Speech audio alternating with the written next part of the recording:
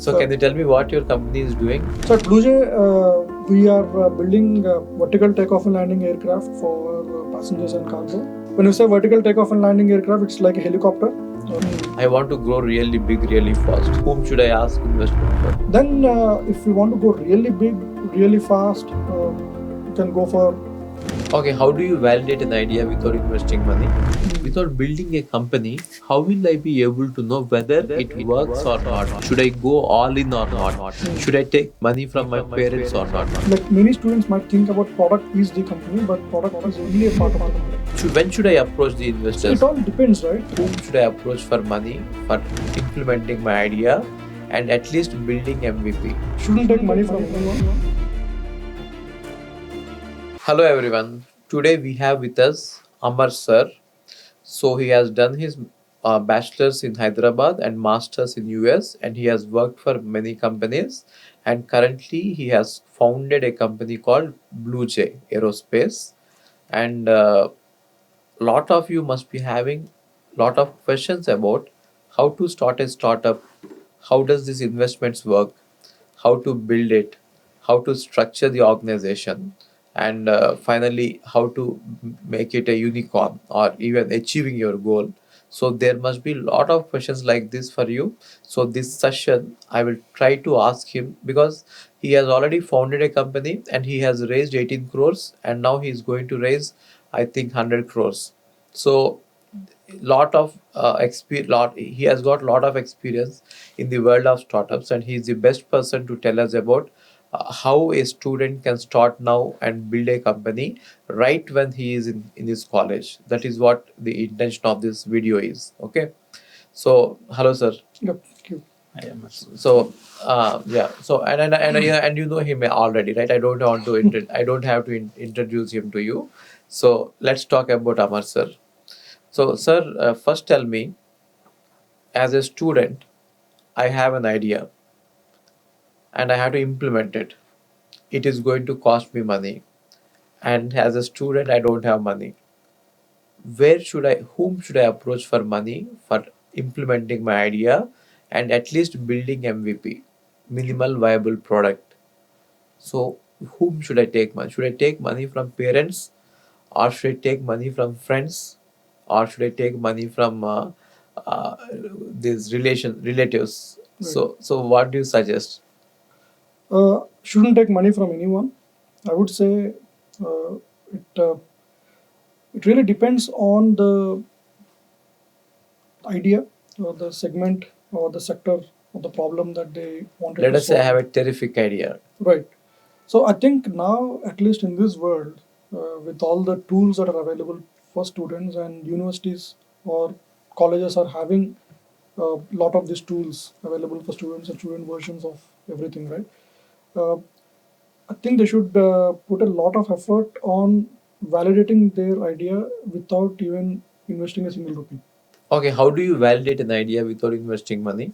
Without building it, without building a company, how will I be able to know whether it works or not? Should I go all in or not? Should I take money from my parents or not? How do you validate the idea? Yeah. So uh, the reason why I said about validating the idea is for students particularly. I wouldn't say the same thing if somebody is starting after like 10 years or 12 years of experience. That's a different way of looking at it.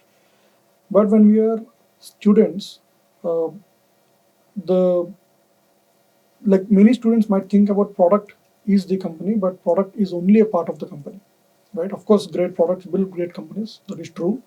But that being said, in the initial stages or even in the later stages, product is one part of the company. And the question that you asked about how to validate is very different to different ideas and different products, and that is a skill that they have to learn very early on. And if they can learn that skill of validating at a very low cost, that is going to give them a big advantage going forward. And when you say how to validate, one is, uh, of course, you start with looking at the problem that you wanted to solve, but from there, trying to identify whether that's a real problem. Is that only a problem for you, or is that a real problem?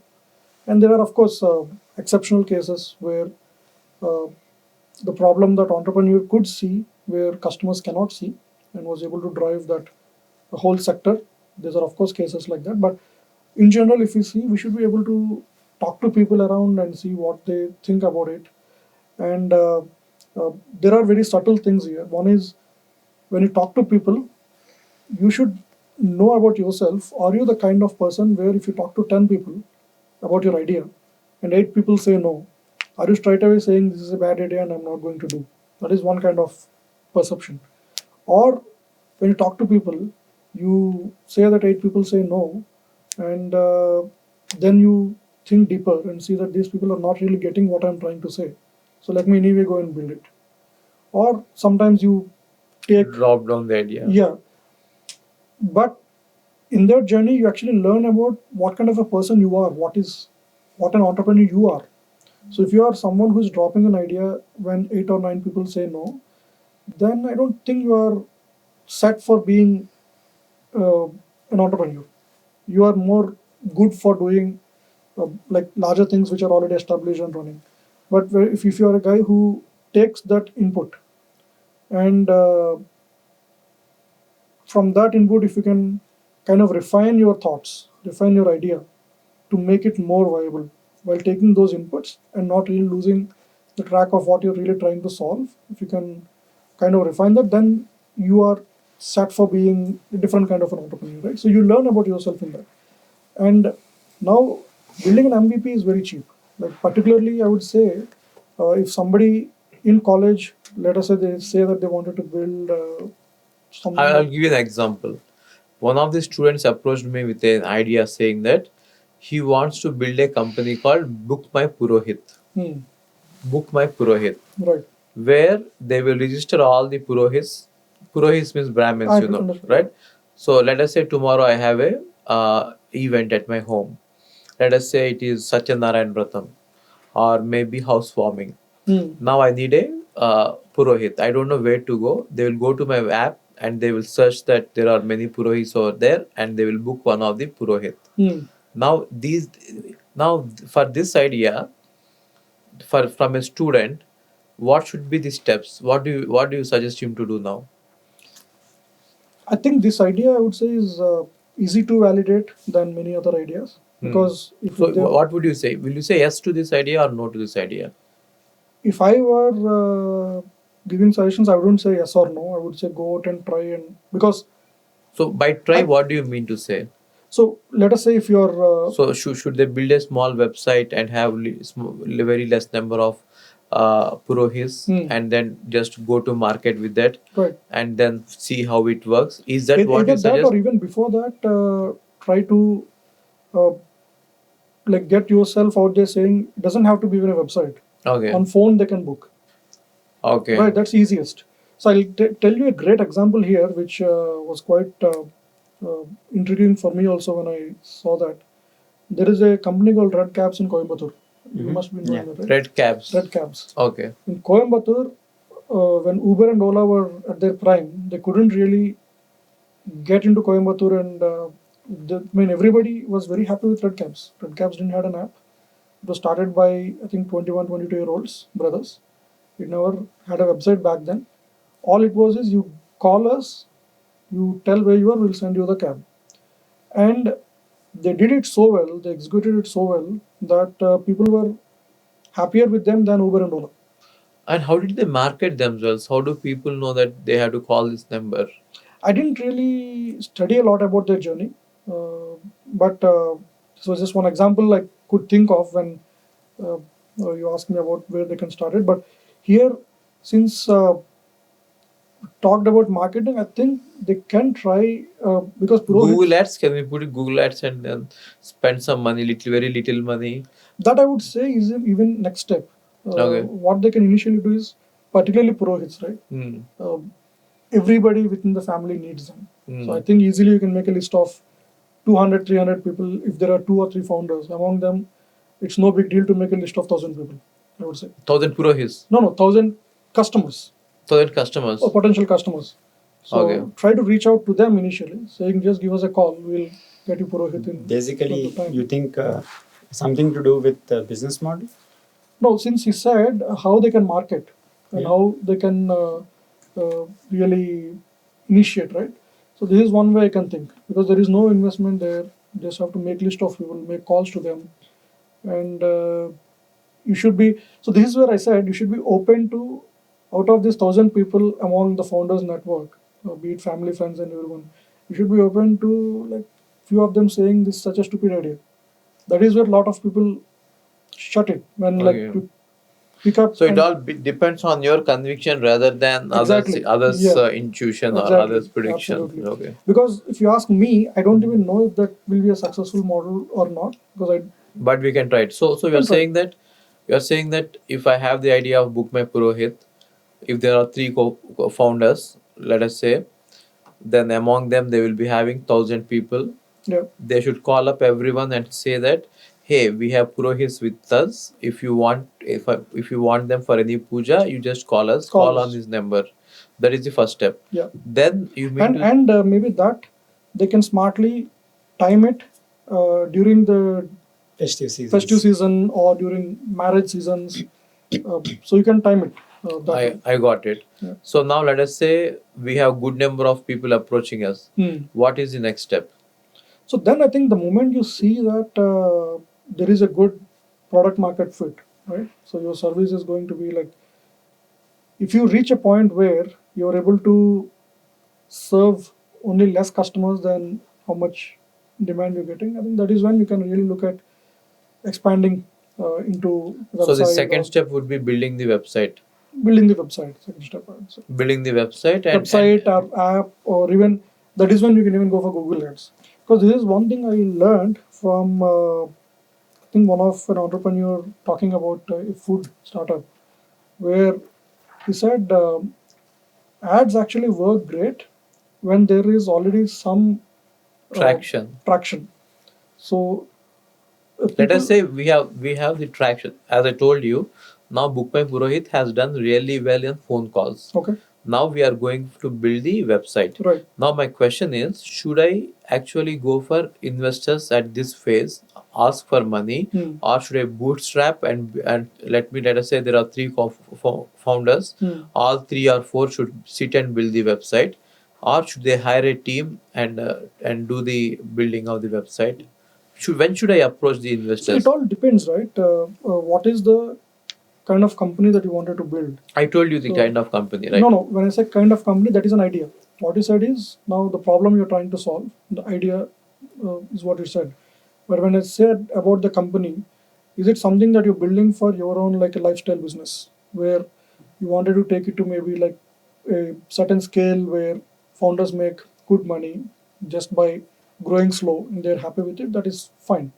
Or if Completely bootstrapped. bootstrap is absolutely fine. One idea. Or Now I'm not interested in that. I want to grow really big, really fast. So whom should I ask investment for? then if you want to go really big, really fast, you can go for venture capitalists. You can go for initially angels. There are a lot of angels. So tell me, what are the various rounds there are? What is seed round? What is pre-seed? What is angels? Right. Can you elaborate all of these ones for Sure. students? So there are different kinds of investors. One is call them angels. Angels are typically individual investors. Okay. This can be your family, friends, and this can be some of people who have listed themselves as angels. That is one website. way, Yeah. listed themselves as angels, and How much could we ask from angel investors? Yeah, it is seed, right? You're talking about seed it can be investment. seed or pre-seed. Pre-seed or pre-seed by angel investors. Angel investors. How much can we ask for how much percent? I think angels is a broad spectrum. It can start from anywhere from even 5 lakhs per person investment to it can go up to 50 lakhs, 1 crore, 2 crore in general sense. How much percentage of stake should I dilute? Equity. This is a tricky question because it all depends on how you're projecting as like how big the company that you're building and how you can track them, and it's more of Basically, like valuation of the company. valuation and right? how you can negotiate. So how do you evaluate a company then? I think there are again various ways of evaluating a company, but most of these things are relevant for later stage companies where there is some kind of a revenue Revenue. generation happening. But even for us at the stage where we are, right, we do have some assumptions on how we want to value the company we do have some assumptions on what is going to be our revenues 4 years, 5 years down the line, and what kind of technologies that we are building, and what is the. We also benchmark against global companies. But all said and done, there are a lot of assumptions that are going in this. So let us say my company Book My Purohit is making 1 crore revenue. What would be its valuation? I think so. There are again. How many two or- times will it be like? Yeah, there are 2 or 3 ways. One is revenue multiples. One is cash flow multiples. And What is revenue multiples and cash flow multiples? so revenue multiples is they do like 3x or 4x of your revenue as your Revenue. valuation. Yeah, okay. And cash flow multiples is you have to look at your free cash flow at end of the year. What do you mean by free cash So when you flow? just look at 1 crore is your revenue now. Hmm. Then What is the profit you're talking? I would say more than profit, it's the cash flow, like how much cash is there in the bank. So let us say you're making like in 1 crore your expenses are some 70 lakhs. Then profit 30 is 30 lakhs is the lakhs. profit. But that doesn't mean 30 lakhs will stay in your bank. So how much of that you have to invest for your next year revenues, or how much of that you're investing in your R&D if that is relevant for company. So that How is much cash of- flow. Cash flow. So free cash flow. So there is free cash flow multiples way of doing it. Okay, okay, They call it discounted cash flow method. okay. Right? So whom should I approach? I don't know anyone. Like I'm a student. Hmm. I don't know anyone in this area. Like how should I approach an investor and how to pitch him? What is pitch deck? I think before even pitch deck, I would answer that earlier question. One thing is nowadays there are a lot of accelerators or Okay. incubators. Okay. Right, it's a good idea to get into one of these where they'll actually take them through all different aspects of starting. Where do you start? How do you pitch? And pitch deck is one of the aspects that they take through. Okay. They tear down their presentation and say what else has to be added, what doesn't need to be there, and all that. So that I think is a very good platform for students to get to any of the accelerators and the incubators, definitely. But there are exceptions. Like there are students who just start out of college and do great. I'm not So talking about incubation those. center would do great. Do great. Will help the students. We'll have the students. So they can. So let us say I'm a student of MGIT. Hmm. I don't have incubation center, but can I approach the incubation center of IIT Hyderabad? Yeah, definitely. So IIT Hyderabad has, and T Hub in Hyderabad has. You can register to T Hub. They are Section 8 foundations, right? IIT Hyderabad is Section 8. I'm not too sure about it, but T Hub is Section 8. From what So I they do take some equity in your company, they right? do. Yes. But they are for non-profit. They are for non-profit, and But still they do take some equity. they do take. How much equity. equity do T-Hub take? I'm not very sure. But in other words, Typically what for would be- incubators, usually it's around 2%, Yeah. 3% is what I heard. And what do they provide? So they have Office space they provide, right? space they provide sometimes, and sometimes that space is also to be paid. But usually once you get into incubation, I think in IIT Hyderabad they also pay some 10 lakhs, 15 lakhs, something. I might be There's also wrong on this. I don't There's know. also exact- a sort of a seed fund. Yeah, I think which they- could also they- be. Or they possible. could give you seed fund. They could give that, not seed fund, that initial, I would say, it's like convertible grant or something they call. Okay, so is this does these incubators only entertain the students, or can I, if I have a company, can I go there? Anybody can go there. Anybody Anybody can can do go that. there. Yeah. But if there are students involved in the company, then they will consider it more compared to experienced folks, or is it? Maybe not. I don't think so. They'll be open for. Some incubators What is have the their. process like to approach this T Hub? So T Hub, either you can go through. So they have multiple programs running for entire year, and some of these programs are run by corporate accelerators. So I think they Okay. have a Suzuki program that will be running every year, and they have something which is run by Renault. So if we register with the T Hub, should we again register with some other organization like CSR? Or should we directly not register required. with CSR? Then T Hub should be fine initially. Something So if like I a T-Hub register with should be fine. TSR, TSR will take the if you register with T Hub, Yeah. then CSR of other companies will directly. Yeah, I mean, you get visibility to all those, and once you get into T Hub, for these programs, we have to apply.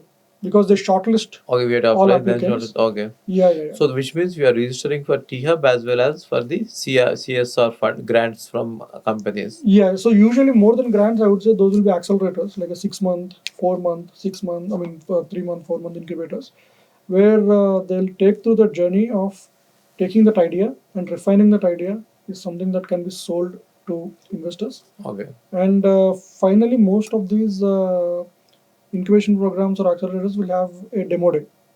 So where they'll be inviting other investors who will be sitting in the room and you'll be presenting your idea to those investors. And anybody interested in that? So where was T Hub? Where was BLUJ actually incubated in that? BLUJ was not technically incubated anywhere. We only took space at T Hub initially, just for us to run office from there. It was free of cost, is it? No, we have to pay. We paid, I think per seat some 10,000 or something at T Hub. 10,000 per seat. Yeah. But then what T Hub really helped us is there is one more thing which I missed is the Startup India Seed Fund. Okay. So it's a central government fund. They fund up to 20 lakhs. And what we did is since we were at T Hub, so they have this facilitators for all these funds. So T Hub is one of the facilitators, and we applied through T Hub for that fund, and we got the 20 lakhs grant from T Hub. And how much did T-Hub take for the 20 lakhs you They got? didn't take anything. That's where I'm telling T Hub helped us in that way more than incubation. Okay. Where T Hub has been. So very you got a helpful. grant of 20 lakhs 20 initially. lakhs we got from Startup India Seed Fund. Yeah. They don't take any equity, right? No. So that thing they So you got that visibility through T-Hub. through T Hub we applied. Yes. Okay. So we know about this grant, but then we applied through T Hub. And Okay. what T Hub has really helped us is in facilitating that grant and facilitating that as a grant instead of a convertible equity or something. Okay. That's where we're. So grateful. after taking that 20 lakhs, you built company to some extent. So even before that, we also had a. So when it was an idea phase, when we didn't even register BLUJ fully. Mm. One of my very close friends at IIT Tirupati, Dr. Mm. Subba Reddy. Mm. So he have like IIT has a professor grant some they call it SCRB or something. Mm. So he got a 20 lakh grant for this idea, and then my friend and co-founder Nauttam. So we all three of us we got together, and we started building something with that. That's how the whole thing started. So 20 plus 20. 20 plus. This 20 came a year later. Okay. So, in fact, good that you brought up this point. We even just got into it for building something like an aircraft with just 20 lakhs. So, students don't really have to think about Getting investment. money for. You have to try to just. Asha, I forgot to ask you one thing. Can you tell me what your company is doing? Because we didn't discuss it in the. Okay. Okay. So can you tell me what your company is doing? So, at BLUJ, we are building vertical takeoff and landing aircraft for passengers and cargo. This will go above the heads. Yeah. So when you say vertical takeoff and landing aircraft, it's like a helicopter, which can actually operate from various So which places you within mean the city. you mean to say that the aircraft will land vertically Hmm. and it will take off vertically, Yeah. which means there is no need of runway. No need of runway. So you are solving a problem of eliminating runways. Right. Is it really a big problem that has to be solved because government has lands and runways are not that costly? Right. So why would you be doing this? So it's not just purely about runways. If we really look at the whole infrastructure that has to come up for something like an airport. So when we initially looked at our data, right? So building a smallest of the smallest airports is about I think 150 crores minimum. I'm not talking about any airports like Hyderabad or these places. That you could save. Yeah, and it's not like every place in the country has enough demand to justify that kind of investment by government. Okay. And similarly, if we are talking about high-speed rails, I think for 1 kilometer it's about 10 million or something dollars. So it's about again 70-80 crores. Okay. For a kilometer of high-speed rail. So. What do you mean by high-speed rail? The runway? Yeah? No, high-speed rails. Like the other alternatives Train. for reducing this transportation or connecting these places would be to go for high-speed Trains. trains or Okay. more airports. Okay. So we felt none of those things. So 1 kilometer of rail is costing you 80 crores, huh? 80 crores. Yeah. 80 Is to 90 it? crores. Yeah. 1 kilometer of If it is a high-speed rail, High speed. not rail. for the regular trains. Oh, wow. So That's interesting. that's when we felt that for countries like India, the solution is not just building more airports or building more trains, because they can't solve for problems of every place. Okay. They are still relevant for a lot of applications, but with something like what we are building, this is scalable and this can reach a lot of locations where neither of these two solutions can reach. And other thing, Especially in hilly areas. hilly areas, definitely. Not just hilly areas, even tier 2, tier 3 cities where there is a good demand, but not enough demand to justify large infra. So you're doing some kind of work that Elon Musk does. I mean, kind he's of- an inspiration, definitely, but not anywhere. Okay, so you are aspiring to become Elon Musk of India. I mean, it's too big for me to even aspire, to be honest. So, someone I admire a lot. So, Yeah. So, so when you look at what now you are trying to do, could we say in layman's words that the VTOLs are actually flying cars? flying cars, they call air taxis, right? So, Okay. so we are Flying cars. Yes, Flying flying cars. cars indeed. I think I should have said This is- it that way. Yeah, that would have been that would have easier. been more Easier for my students to right, understand. right, It is right. just a flying car. flying car. It can take off, land anywhere. You can say flying taxi because it can be Flying bigger taxi. than like I would definitely love to be a part of it. We are going to discuss about it. sure. Okay, after the podcast, I would definitely love to be. I would love to discuss about it. Okay. Okay. I think thanks for putting it in such simple. Simple words, yeah. Actually, this word is not mine; it's my daughter's word. Okay. Flying car. Okay, fine. So whenever my daughter speaks to him, she always says "flying car, uncle." Flying car. Okay, okay. So now we should call him Flying Car Amar. Nice. Yeah. So thank you, Amar, so much for sharing your knowledge. And so I got my students have got all the points. Sure. If they have an idea, first validate it, then build a website or something bootstrapped, Hmm. and then register yourself with some incubation center Incubators. where your visibility will increase. I think incubators they can go even early also. Nowadays incubators are accepting even, Early stage. even at just idea stage. So they can even look for that. Okay, got it. But one of the things will be for students who are starting, maybe even if their aspirations are much bigger, like larger companies, they should, at least I would recommend them to find out some part of it that they can build without any capital and validate the idea. You mean to say MVP? MVP. Build the MVP without spending too much. Yeah, Then validate it. Yeah. If it works, go to it. Otherwise, you'll learn something. learn something. Yeah, You learn obviously. There is nothing called failure. yeah, One is either you win or you learn. yeah. Right? There is nothing called failure. Is what I feel. And that's but- actually a great thing for anybody, whether they're interested or not, particularly for students. If everybody takes up this challenge of getting into entrepreneurship for a year or two, because they have nothing to lose at that early age or early phase of the careers, right? The amount of learning that they get about themselves is like nothing else can teach them. Yeah. So that gives them more clarity on what they want in life and Got how they it, want to do got it. things. So Even though when someone fails, these Hmm. failures are actually going to be making them harder, and failures are actually the stepping stones to Yeah. success. Yeah. and I would say every student has to attempt it. Yes. Got it. Got Be it. it like they continue with this or not is secondary, but Got they it. really have to So, attempt it. so I think I got all my answers Sure. to all the questions that my students have. Thank you for this Thank you. wonderful session. I would love to do more and more videos with you about what is happening in your company. And in fact, I'm going to now show the video, a demo of the prototype you have built, which is actually flying, Sure. which is a flying car. Guys, now you can see the video. Okay.